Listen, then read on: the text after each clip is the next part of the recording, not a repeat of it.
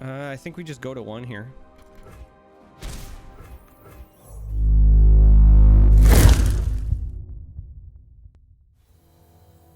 Well, this ought to be horrific.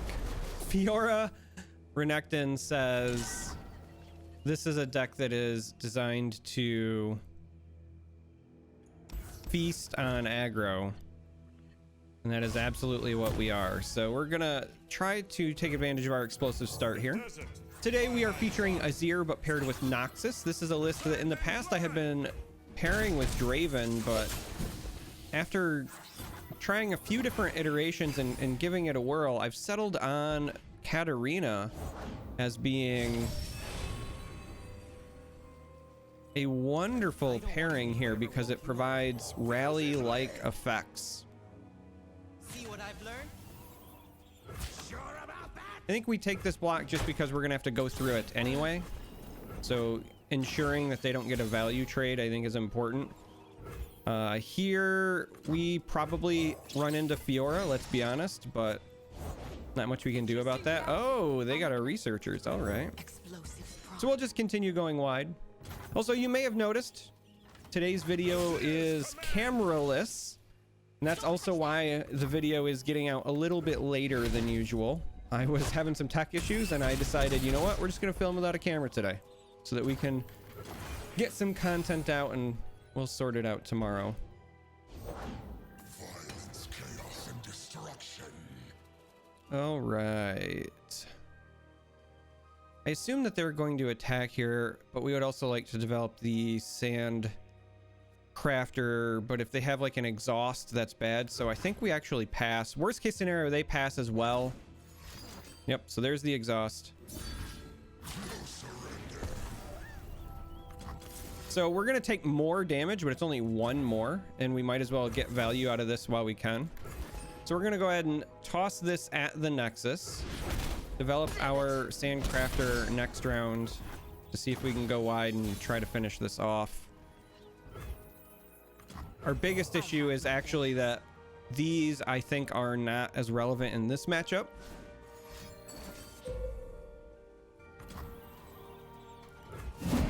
Okay. That's problematic, to say the least. And we can push, what, 3 damage here, which does mean we lose the Sandcrafter. It also means Renekton levels up, but it also means if we top deck a Fervor, we have a shot at winning. So I think you still have to take this attack, but things are looking dire because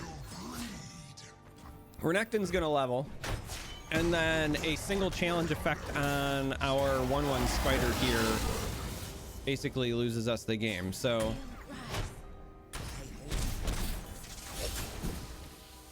we are banking on a top deck, banking on them not having a challenge effect,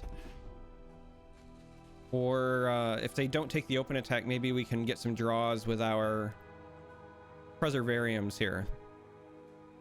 I'm gonna go through the list at the end like I always do, but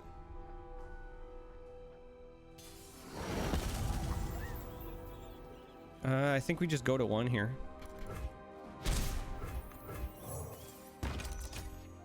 And there's the Fervor.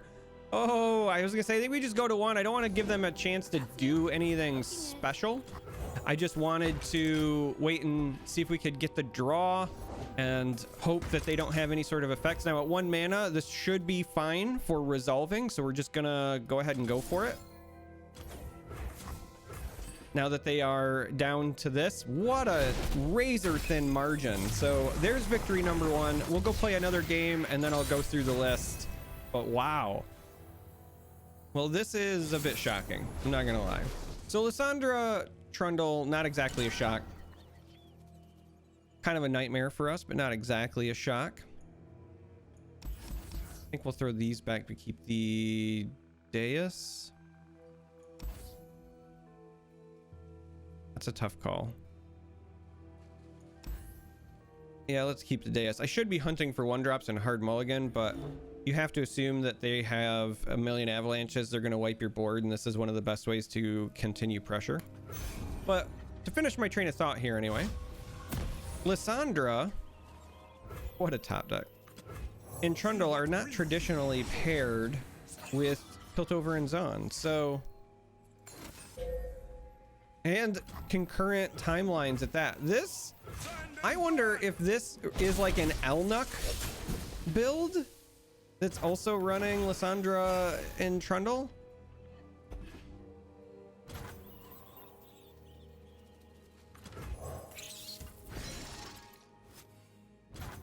I'd love to develop this Battlecaster, but you really can't. You have to take the open because they're at Avalanche slash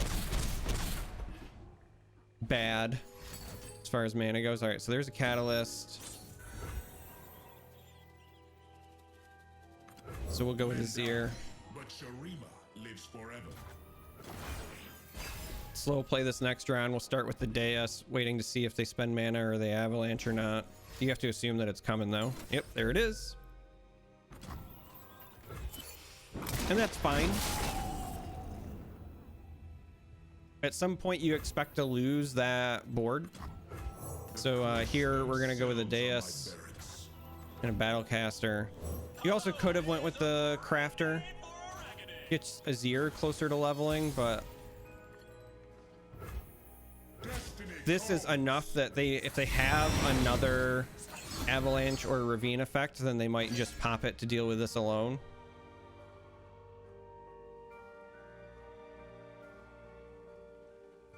So we're kind of trying to bait it. Oh, they have another Catalyst, so they are turbo ramping. So we get them relatively low. Assume they're gonna pass here. Let's actually go with our own Preservarium to start reloading in case they do have a sweeper. And we'll bank our Fervor mana, as I like to call it. This is actually a good pickup because if they don't wipe our board here, we will happily just pop down a bunch of Sand Soldiers into an open attack.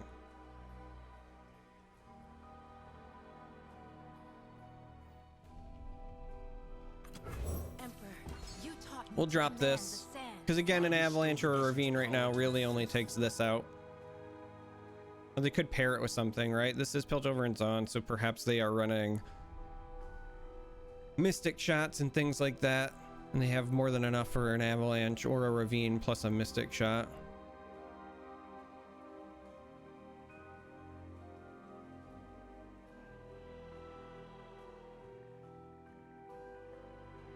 Now we'd love to see a pass here. A true leader does not hesitate. Static Shock, but not enough. Now they could have Mystic Shot here, but this is not enough for an Avalanche.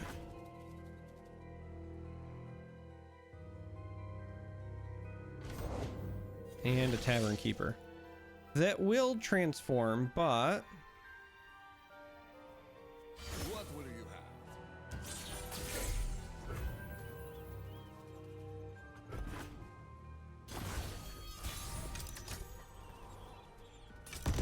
we'll go ahead and take our draws. Another Fervor. Yeah, this should be something we're closing out. So we're just going to go ahead and swing with everything because this is going to be a full board. We want the open attack. Our Azir is going to level along the way as well, but now we have double Fervor backup, so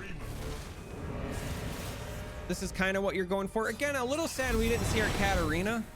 I kind of wanted to showcase exactly what she brings, but I'm sure you can kind of infer that on your own. Between Azir and the Deus, you get to a point where you have a leveled Katarina, you can oftentimes push a lot of damage with just her, serving as your attacker to get the triggers, but also she serves as your rally effect. So she's kind of like your closer. Wow, it's a lot of catalysts. So this gets them down to 2 potentially. So we'll stick Fervor number 1 on the stack. Now they could have another Mystic Shot, but they don't. So that's a victory as soon as I reconnect anyway, or whatever. And let's go, I guess, take a look at the list. I don't know what happened there, but we will go ahead and take it. A bit weird at the end there. But yeah, let's talk about the list and ignore my horrible rank that I tanked the other night playing the most horrific of memes. So this is my Katarina version of Azir, and this one is still very heavy on the Sand Soldier archetype. I do want to highlight that you can play Noxus without Katarina and go hard burn if you want. So before I dive into my version, if you want to run Draven and go that route, you can also basically cut Sandcrafter and Desert's Wrath to include things like Demolitionist, for example, and other burn options. You can also cut maybe even Voice of the Riven on the top end, start putting in things like Decimate. You can do that, and that is fine. In fact, it might even be better than this version. I will admit this one is one I've been playing more for fun because I think that the Katarina combo when it works is very satisfying. But if you are looking for just really fast games, I highly recommend the burn version. But with that being said, we're going to start with the Katarina version. So Dunekeeper, pretty straightforward. Saboteur and Precious Pet are also here as one drop. You want to be hitting something on one when you're attacking on odds. Battlecaster is kind of the reason you would even consider pairing Noxus with Azir in my mind, because it's just such a natural fit for any deck that goes wide. Deus is pretty standard in Azir decks to begin with, but is even better because it's harder to remove for your opponents, and your Katarina gives it a lot of value. Spider is basically a cousin to Battlecaster. If you're running Battlecaster, you're running Spider, let's be honest. I'm running Grenadier because it's an okay 2-drop that deals 1 damage when it dies. But again, if you want to go the burn route, you would also include things like Demolitionist here. I'm running 2 Preservariums as the card draw in this list, just as a way to kind of like refill, because let's be honest, right now in the meta, there are some decks that just blow up your board, it feels like, every turn. I'm talking Withering Whales, Blighted Ravines, Avalanches. It's rough out there. It's rough out there for an aggro player. Azir and Katarina. Azir, pretty straightforward. Katarina is your rally effect. Now, you have to worry about Mystic Shots in the Fizz TF matchup, and you have to worry about Avalanches and Blighted Ravines.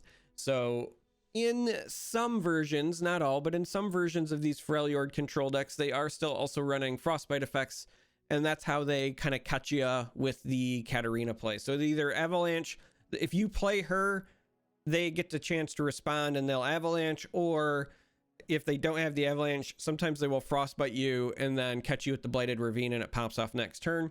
So that's also why we're running 3. It can be a bit clunky when you draw her in multiples, but for the most part, I think you need to run 3 because she's very killable in the current meta. Fervor, just great aggro tool in general. I'm running 3 Desert's Wrath in this version because, again, the idea is you have things that make Sand Soldiers and then you use Katarina to just keep attacking over and over. And so if you're getting those free Sand Soldiers, you want as much value out of them as possible. This is very cuttable if you want to go the burn route. Sandcrafter, same principle as Desert's Wrath. I just want a source for Sand Soldiers. And then both Katarina and Azir are very easy to level in this list. So I'm rocking 2 Voice of the Risen because this is basically a board-wide buff most of the time by the time that you're in a position to play it. So this is the version. Even if you just want more burn, you could cut these for 2 Decimates as well. But as I said before, if you want to go non-Sand Soldier version, this becomes Draven. You probably replace this with Imperial Demolitionist to go even lower to the ground up here.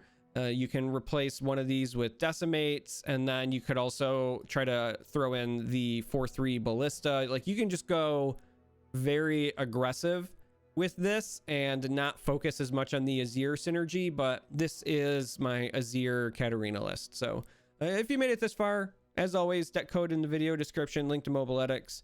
I appreciate you. Thanks for watching. Keep in mind this list. As I said before, it's a bit hard out there for an aggro player right now. There's a lot of decks that feast on you. First of all, Fizz and Twisted Fate are pretty resilient, and it's just like one of the best decks in the format. And a well-timed red card can be devastating. But even outside of that, you've got a lot of Lissandra Trundle variants seeing play right now. And you've also got things like Fiora, both the all-in version and Fiora Shen, and those are usually pretty good at feasting on aggro decks that go wide like this because they get the free trades. So I just need you to understand that it can be difficult right now. I think the burn version is probably better suited for climbing, not because like the win rate is spectacular, but because the games are turbo fast. Like if you go with the burn version of this list, you know very quickly whether or not you're going to win or lose, and you can chew through games. But anyway, this is this. Next couple of days, I'm thinking I might revisit at least one Lissandra Trundle list. I don't know if I'll do the updated Shadow Isles one with the memories inclusion or Ionia. Probably Ionia because I haven't featured that on the channel yet. So I might showcase that combo. And then I also want to focus on some Renekton builds because I really like the Overwhelm style of aggro lists, and I've got a couple of Renekton decks that I'd like to show off. So kind of keep an eye out for those in the next few days, but I promise I'm actually done talking now. The video is actually done.